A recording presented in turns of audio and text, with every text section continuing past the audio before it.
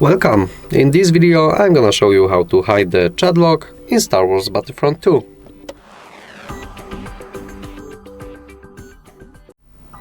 So to hide the chat you have to open the options, then move to the gameplay and scroll to the middle of settings.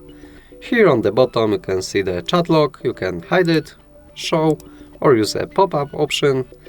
I always hide the chat log because there is no important messages from my teammates usually while playing this game, but I can show you if you play the multiplayer and heroes and villains mode. There is a 4 versus 4 heroes mode and also the 2 versus 2, so there is a point to enable the chat only for these modes. I prefer to do this like this. That would be all for today. Leave a like, comment and subscribe to our channel. Bye!